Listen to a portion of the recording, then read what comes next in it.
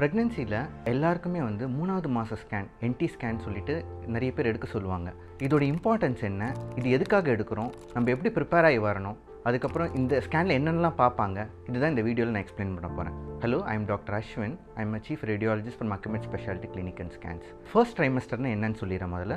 அதாவது ப்ரெக்னென்சியில் முதல் 3 மாதம் அதுதான் வந்து ஃபர்ஸ்ட் ட்ரைமஸ்டர்னு சொல்லுவாங்க. இந்த ஃபர்ஸ்ட் ட்ரைமஸ்டரில் வந்து ப்ரீநேட்டல் ஸ்க்ரீனிங்னு ஒன்று பண்ணுவோம். அதில் வந்து 2 பாகங்கள் இருக்குது. ஒன்று வந்து என்டி ஸ்கேன், அதாவது அது ஒரு அல்ட்ராசவுண்ட் ஸ்கேனு. இன்னொன்று ஒரு பிளட் டெஸ்ட்டு. அந்த பிளட் டெஸ்ட் பேர் டபுள் மார்க்கர் டெஸ்ட் அப்படின்னு சொல்லுவாங்க. இதை பற்றி டீட்டெயிலாக இந்த வீடியோவில் பார்ப்போம். என்டி ஸ்கேனில் வந்து நம்ம என்ன பண்ணுவோம்னா, யூஸ்வலாக வந்து 11 to 14 வீக்ஸ் இதில் தான் வந்து இந்த என்டி ஸ்கேன் யூஸ்வலாக நம்ம பார்ப்போம். நிறைய பேர் இந்த ஸ்கேனுக்கு வந்து எப்படி ப்ரிப்பேர் ஆகி நாங்கள் வரணும் அப்படின்னு கேட்பாங்க. ஸோ 3 கேள்விகள் முக்கியமாக என்கிட்ட கேட்பாங்க. சாப்பிட்டு வரலாமா, தண்ணி குடிச்சிட்டு வரணுமா, அதுக்கப்புறம் வந்து எவ்வளோ நேரம் ஆகும் இந்த ஸ்கேனுக்கு. ஸோ சாப்பிட்டு வரலாம்னா கண்டிப்பாக நீங்கள் சாப்பிட்டு தான் வரணும். அப்போ தான் பேபி வந்து மூமெண்ட்ஸ் ஜாஸ்தியாகும். அந்த நியூக்ளியர் டிரான்ஸ்லூசன்சின்னு சொல்கிறத வந்து ஈஸியாக டாக்குமெண்ட் பண்ணுறதுக்கு வசதியாக இருக்கும். 2வது, தண்ணி குடிச்சிட்டு வரலாமா. தண்ணி குடிக்கிறத பற்றி எந்த ஆட்சேபமும் இல்லை. கண்டிப்பாக தண்ணி குடிச்சிட்டு வரலாம். யூரின் பாஸ் பண்ணிட்டு கூட ஸ்கேன் எடுத்துக்கலாம். 3வது, இந்த ஸ்கேனுக்கு எவ்வளோ டைம் எடுக்கும், அந்த ரொட்டீனாக எவ்வளோ டைம் எடுக்கும்னு கேட்பாங்க. யூஸ்வலாக வந்து டைம் இதுக்கு சொல்ல முடியாது. Maximum waiting time up to 2 hours சொல்லுவோம் நாங்கள். பட் சில சமயம் பேபி போர்ஷன் சீக்கிரமாக இருந்தால் சீக்கிரமாகவே ஸ்கேன் முடிஞ்சிடும். இல்லை சில சமயம் பேபி போர்ஷன் இல்லைன்னு அவங்கள வெயிட் பண்ணி பார்க்குற மாதிரி இருக்கும்னு நாங்கள் யூஸ்வலாக சொல்லிடுவோம். நிறைய பேர் என்ன கேட்பாங்க, இன்னும் 2 மணி நேரமாக வச்சு பேபி பார்த்துட்டே இருக்காங்க, ஏதாவது ப்ராப்ளம் இருக்குமான்னு கேட்பாங்க. இல்லை, இதுதான் நாங்கள் முன்னாடியே நாங்கள் வந்து பேஷண்ட்ஸ் கிட்ட எல்லாருக்கிட்டையும் சொல்லிடுவோம். இந்த ஸ்கேனுக்கு நார்மலாக வெயிட்டிங் டைம் ரொம்ப ஜாஸ்தியாகவே இருக்கும். ஸோ அதனால் வந்து பயப்படுறதுக்கு ஒன்றும் கிடையாது. பேபி போர்ஷன் வர வரைக்கும் நாங்கள் வெயிட் பண்ணி நாங்கள் பார்ப்போம்னு சொல்லுவோம். சில நாள் வந்து பேபி போர்ஷன் அந்த 2 hours டைம் வெயிட்டிங் டைமில் கிடைக்கலன்னா நாங்கள் சில சமயம் பேஷண்ட்ஸை வந்து நெக்ஸ்ட் டே கூப்பிடுவோம், பேபி பொசிஷன் திருப்பியும் வருதான்னு பார்க்கறதுக்காக. இதனால் எந்த ப்ராப்ளம்ஸ்லாம் எதுவுமே கிடையாது. பொசிஷன் சரியில்லை, எதுவாக இருந்தாலும் வந்து பேபியாக வந்து டேர்ன் பண்ணி அந்த பர்டிகுலர் பொசிஷனில் வந்தால் மட்டும்தான் இந்த ஸ்கேன் கம்ப்ளீட் ஆகும். 3ஆம் மாதத்தில் எப்போ கரெக்டாக பண்ணணும், எப்போ கரெக்டான டைமிங்கில் பண்ணணும். யூஸ்வலாக வந்து ரெக்கமெண்டேஷன்ஸ் என்னென்னா 11லேருந்து 14 வாரம் அதுக்குள்ளே தான் இந்த ஸ்கேன் பண்ணுறது. யூஸ்வலாக நம்ம ஸ்கேன் சென்டரில் வந்து யூஸ்வலாக 12 to 13 வீக்ஸில் நாங்கள் பண்ணுவோம். ஏன்னா 12 to 13 வீக்ஸில் வந்து பேபி பொசிஷன் வந்து இன்னும் சீக்கிரமாகவே வரதுக்கு வாய்ப்பு இருக்குது. 2வது, பேபியோடைய ஸ்ட்ரக்சரல் அப்நார்மாலிட்டிஸ், அதாவது பேபியோடைய உறுப்புகள் வந்து இன்னும் கொஞ்சம் பெட்டராக டெவலப் ஆகிருக்கும் 11 வாரத்துலேருந்து 12வது வாரத்தில். ஸோ இன்னும் பெட்டராக நம்மளால் பார்க்க முடியும், பெட்டராக வந்து ரிப்போர்ட்ஸும் கொடுக்க முடியும். ஸோ இந்த என்டி ஸ்கேனில் நம்ம என்னெல்லாம் பார்க்க போகிறோம். ஃபர்ஸ்ட் வந்து நியூக்ளியர் டிரான்ஸ்லூசன்சி, அதான் என்டின்னு சொல்கிறோம். அப்படின்னு என்னென்னா, நார்மலாகவே வந்து 11 to 14 வீக்ஸில் பார்த்தீங்கன்னா பேபியோடைய கழுத்துக்கு பின்னாடி, அதாவது ஸ்கின்னுக்கு கீழே வந்து ஒரு ஃப்ளூயிட் ஃபில் ஸ்பேஸ், அதாவது ஒரு நீர் கோர்த்துருக்கிற ஒரு இடம், அதோடைய திக்னஸ் அளவு, அதோடைய எவ்வளோ திக்னஸ் இருக்குன்னு நம்ம இந்த ஸ்கேனில் பார்க்க போகிறோம். 2வது வந்து பேபியோடைய நோஸ், அதாவது டிப் ஆஃப் த நோஸ்க்கு கீழே வந்து போன் வளர்ந்துருக்கான்னு நம்ம பார்ப்போம். அது வந்து நேசல் போன் ஆசிஃபிகேஷன் சொல்லுவாங்க மெடிக்கல் டேர்மில். அது ஆசிஃபை ஆயிருக்கான்னு பார்ப்போம். இதை தவிர்த்து நம்ம வந்து பேபிக்கு வந்து ஹார்ட், அதில் வந்து ட்ரைகஸ்பிட் வால்வுன்னு ஒன்று இருக்குது. அதில் ஏதாவது ரீகர்ஜிடேஷன், அதாவது வால்வ் அப்நார்மாலிட்டிஸ் அது ஏதாவது இருக்கான்னு நம்ம பார்ப்போம். அதுக்கப்புறம் வந்து பேபிக்கு போகிற பிளட் ஃப்ளோ, டக்டஸ் வினோசிஸ் அப்படின்னு சொல்லுவாங்க. அந்த டக்டஸ் வினோசிஸில் ஏதாவது அப்நார்மல் ஃப்ளோ இருக்கான்னு பார்ப்போம். இதுதான் மெயினாக 4 பார்க்குறது. ஸோ இப்போ நான் சொன்ன அந்த 4 விஷயங்கள் பேர் சாஃப்ட் மார்க்கர்ஸ்ன்னு சொல்லுவாங்க. இது கண்டிப்பாக வந்து என்டி ஸ்கேனில் பார்ப்போம். நம்ம இது தவிர்த்து நம்ம வேறு என்னென்னலாம் பார்ப்போம் இந்த ஸ்கேனில் வந்து, கர்ப்பப்பையோடைய வாய், அதோடைய லென்த்து பார்ப்போம். 2வது வந்து யூட்ரஸ்க்கு சைடில் வந்து யூட்ரைன் ஆர்ட்ரிஸ், அதாவது யூட்ரஸ்க்கு போகிற பிளட் வெசல், அதோடைய ஃப்ளோ எப்படி இருக்குன்னு பார்ப்போம். அடுத்தது வந்து பேபி சுற்றி இருக்கிற தண்ணி அளவு நல்லா இருக்கா, பேபிக்கு பக்கத்தில் இருக்க நஞ்சு கொடி பிளாசண்டா அதோடைய பொசிஷன் எப்படி இருக்குன்னு நம்ம பார்ப்போம். இப்போது என்டி ஸ்கேனை கண்டிப்பாக வந்து ஒரு நல்ல ஸ்கேன் சென்டரில் இந்த ரிப்போர்ட்ஸ் எல்லாம் கண்டிப்பாக வந்து மென்ஷன் பண்ணியிருப்பாங்க.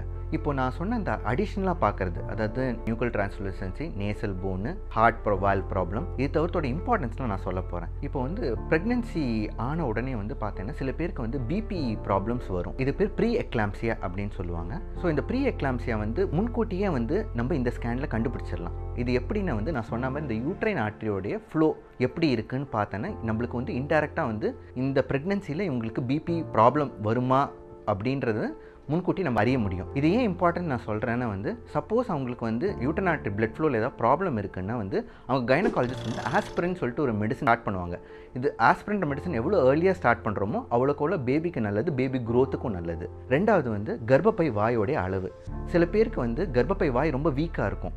அது வந்து இந்த ஸ்கேனில் வந்து நம்ம பார்க்கும்போது கர்ப்பப்பை வாயோட லென்த் மூலமாக நம்மளுக்கு தெரிய வரும். சப்போஸ் கர்ப்பப்பை வாயோடைய அளவு ரொம்ப கம்மியாக இருந்ததுன்னா வந்து அதுக்கு முன்கூட்டியே சர்டன் ப்ரொசீஜர்ஸ்லாம் வந்து கைனகாலஜிஸ்ட் வந்து அவங்களுக்கு அட்வைஸ் பண்ணுவாங்க இந்த ப்ரெக்னென்சியை வந்து தக்க வைக்கிறதுக்காக. அடுத்தது வந்து பிளசன்டல் பொசிஷன், அதாவது நஞ்சு கொடியோடைய பொசிஷன் எப்படி இருக்குன்னு பார்க்கறதுக்காக யூஸ்வலாக வந்து 5ஆம் மாதம் ஸ்கேனில் தான் வந்து ஃபைனல் பொசிஷன் நம்மளுக்கு தெரியும். அந்த நஞ்சு கொடி வந்து கர்ப்பப்பை வாய் பக்கத்தில் இருக்கா இல்லையான்னு நம்மளுக்கு தெரியும். யூஸ்வலாக வந்து என்டி ஸ்கேன் டைமில் வந்து நிறைய பேருக்கு கீழே இருக்கும், பட் முக்கால்வாசி 90 to 95% மேலே போயிடும். சில பேருக்கு மட்டும் தான் கீழே இருக்கும். ஸோ இது பேர் பிளசண்டா ப்ரீவியான்னு சொல்லுவாங்க.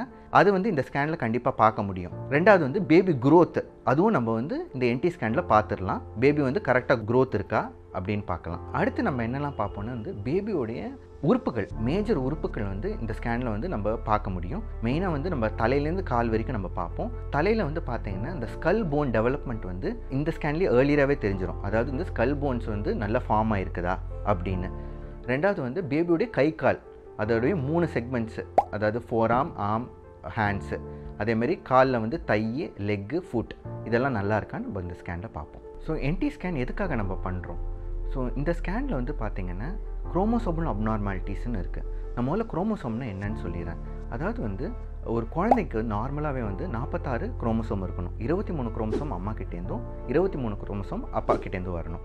இந்த குரோமோசோம் வந்து ப்ராப்பர் நம்பர் அண்ட் அதோடைய ஸ்ட்ரக்சர் நல்லா இருந்தால் தான் வந்து பேபி வந்து ஆரோக்கியமாக பிறக்கும். இதில் வந்து முக்கியமாக வந்து பார்த்திங்கன்னா நம்ம 3 குரோமோசோமல் அப்நார்மாலிட்டிஸ் ரொம்ப காமனாக பார்க்குறோம். Down syndrome, Edward syndrome and Patau syndrome. இந்த குரோமோசோம் நம்பர்ஸில் வந்து ஏதாவது அப்நார்மாலிட்டிஸ் இருந்ததுன்னா வந்து இந்த 3 குரோமோசோம் அப்நார்மாலிட்டிஸ் வரதுக்கான வாய்ப்புகள் ரொம்ப ஜாஸ்தி. ஸோ இப்போ நம்ம டவுன் சிண்ட்ரோம் நம்ம எடுத்துப்போம். டவுன் சிண்ட்ரோமில் பார்த்தீங்கன்னா 21வது குரோமோசோம் வந்து பார்த்தீங்கன்னா எக்ஸ்ட்ரா அடிஷ்னல் ஒரு குரோமோசோம் இருக்கும். இந்த டவுன் சிண்ட்ரோம் பேபிஸ்க்கெல்லாம் வந்து பார்த்தீங்கன்னா டவுன் சிண்ட்ரோம் தான் இருக்கலே most common chromosomal abnormality. Down syndrome பேபிஸ்க்கெலாம் மூளை வளர்ச்சி கொஞ்சம் கம்மியாக இருக்கலாம். அவங்களுடைய ஃபேஷியல் ஃபீச்சர்ஸ்லாம் கொஞ்சம் வித்தியாசமாக இருக்கும். ஸோ இவங்களாம் டிஃப்ரென்ஷியலி ஏபிள்டு சில்ட்ரன்ஸாக வருவாங்க பின்னாடி. அடுத்து வந்து எட்வர்ட்ஸ் அண்ட் பட்டோ சிண்ட்ரோம். இது வந்து டவுன் சிண்ட்ரோமோட நம்பர்ஸ் வந்து ரொம்ப கம்மி தான். இதில் வந்து பார்த்தீங்கன்னா ஸ்ட்ரக்சரல் அப்நார்மாலிட்டிஸ் கொஞ்சம் ஜாஸ்தியாக இருக்கும். அது தவிர்த்து மூளை வளர்ச்சி ப்ராப்ளம், ஸ்பைன் ப்ராப்ளம்ஸ்லாம் இந்த பேபிஸ்க்கு இருக்கலாம். இந்த ஃபர்ஸ்ட் ட்ரைமஸ்டர் ஸ்க்ரீனிங்கில் பார்த்தீங்கன்னா நான் சொன்ன மாதிரி 2 பகுதிகள் இருக்குது. ஒன்று வந்து அல்ட்ராசவுண்ட் ஸ்கேன், என்டி ஸ்கேனு. ரெண்டாவது டூவல் மார்க்கர். இப்போ டூவல் மார்க்கர்னு என்ன நம்ம பார்க்கலாம். டூவல் மார்க்கர்ன்றது வந்து பார்த்தோன்னா அம்மாவுக்கு எடுக்கிற பிளட் டெஸ்ட். இந்த ஸ்கேன் முடித்த உடனே அம்மாவுக்கு வந்து 2 ஹார்மோன்ஸ் பார்ப்பாங்க பிளட் லெவல்ஸில்.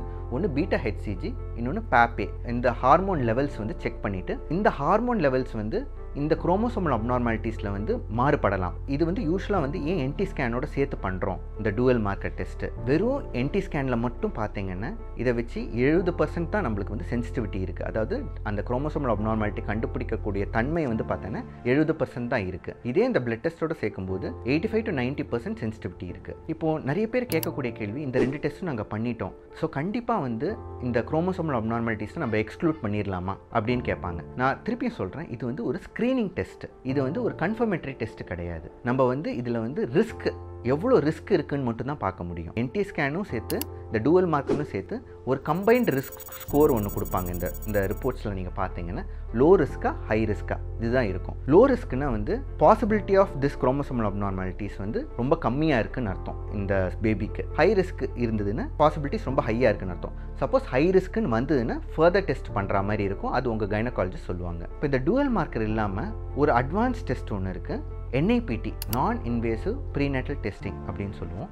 இதில் என்னென்னா இதுவும் ஒரு விதமான ஒரு பிளட் டெஸ்ட் தான். இதில் வந்து என்ன பார்ப்போம்னா நார்மலாகவே வந்து பேபியோடைய சில செல் ஃப்ரீ DNA அப்படின்னு சொல்லுவாங்க. அது ஒரு ஃப்ராக்மெண்ட்டு, பேபியோடைய ஃப்ராக்மெண்ட் வந்து அம்மாவோடைய ரத்த உறுப்பில் கலந்துருக்கும். அதை அனலைஸ் பண்ணுறது தான் இந்த டெஸ்ட்டு. ஸோ இதில் வந்து பார்த்தீங்கன்னா வந்து நான் சொன்ன மாதிரி டூவல் மார்க்கரில் வந்து எப்படி வந்து சென்சிட்டிவிட்டி வந்து 90%, இதில் 99% நம்ம கண்டுபிடிக்க முடியும். அதாவது வந்து 99% வந்து இந்த பேபிக்கு வந்து சான்ஸ் வந்து அந்த குரோமோசோமல் அப்நார்மாலிட்டிஸ் இருக்குமா இருக்காதா அப்படின்னு. அதே மாதிரி இந்த NIPTயும் வந்து ஒரு ஸ்க்ரீனிங் டெஸ்ட் தான். இது ஒரு கன்ஃபர்மேட்டரி டெஸ்ட் கிடையாது. இதுலேயும் வந்து நிறைய false positive and false negative வரலாம். அப்நார்மல் என்டி ஸ்கேன் அடுத்து என்னன்னு பார்க்கலாம். அதாவது இந்த நியூக்ளியர் டிரான்ஸ்லூசன்சி திக்னஸ் மெஷர் பண்ணுவோம்ல, இது வந்து ஜாஸ்தியாக இருக்கும். இந்த மாதிரி குரோமோசோமல் அப்நார்மலாக இருக்கிற குழந்தைங்களுக்கு அது ஜாஸ்தியாக இருக்கான்னு நம்ம பார்ப்போம். ஜாஸ்தியாக இருந்ததுன்னா அது அப்நார்மல் நம்ம கொடுப்போம். ரெண்டாவது வந்து நேசல் போன் வந்து அதை மூக்கு வளர்ந்துருக்கா, அதை மூக்கு போன் வந்து வளர்ந்துருக்கா நம்ம பார்ப்போம்.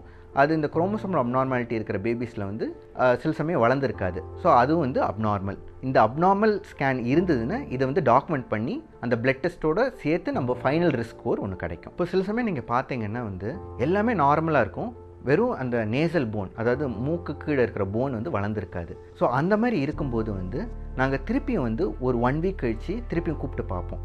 சில சமயம் வந்து இது லேட்டாக வந்து ஃபார்ம் ஆகலாம். ரொம்ப சில சமயம் வந்து 13ஆவது வாரத்துக்கு மேலே கூட வந்து இந்த நேசல் போன் வளரலாம். இது பேர் டிலேட் ஆசிஃபிகேஷன் ஆஃப் நேசல் போன்னு சொல்லுவாங்க. இந்த மாதிரி இருந்ததுன்னா 1 வீக் கழித்து திருப்பியும் ஸ்கேன் பண்ணி பார்ப்போம்.